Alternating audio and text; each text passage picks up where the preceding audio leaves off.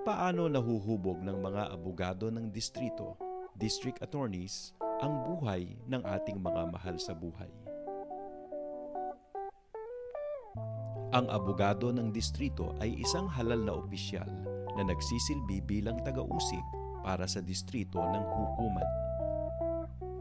Tuwing 4 na taon, mayroong pagkakataon ng mga botante na maghalal ng bagong abogado ng distrito na kakatawan sa kanilang buong county.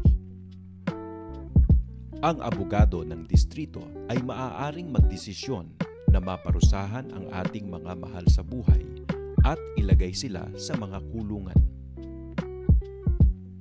Ang abogado ng distrito ay maaari ding mag-alok ng mga alternatibo sa pagkakakulong na makatutulong sa pagpapababa ng kriminalisasyon sa ating mga komunidad.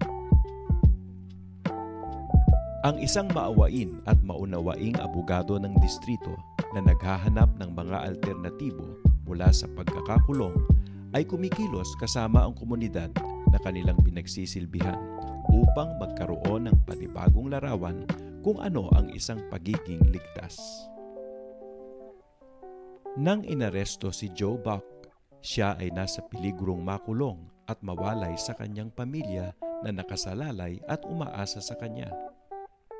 Nakipag-ugnayan ang abogado ng distrito sa angkop ng mga rekurso upang matulungan siyang magkaroon ng trabaho. Nang naghasik ng polusyon sa Oak Tree County ang Money Incorporated, inakusahan ng abogado ng distrito ang Money Incorporated ng polusyon ng lokal na kapaligiran. Nang pinaalis sa tirahan si Jane Doe, gumamit ng sobra-sobrang puwersa si Cop Buck.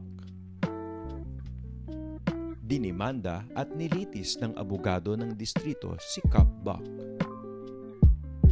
Napakahalaga na magamit ng abogado ng distrito ang kanilang halal na papel para mapangalagaan ang ating komunidad sa pamamagitan ng pagkilos para panatilihin ang pagsasama-sama ng ating mga pamilya.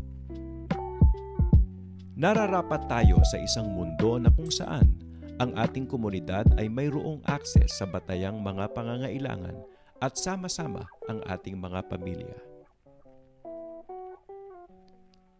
Para sa karagdagang pangkaalaman at kung nais makisangkot, bisitahin lamang po ang ACDA Table and Oakland Rising.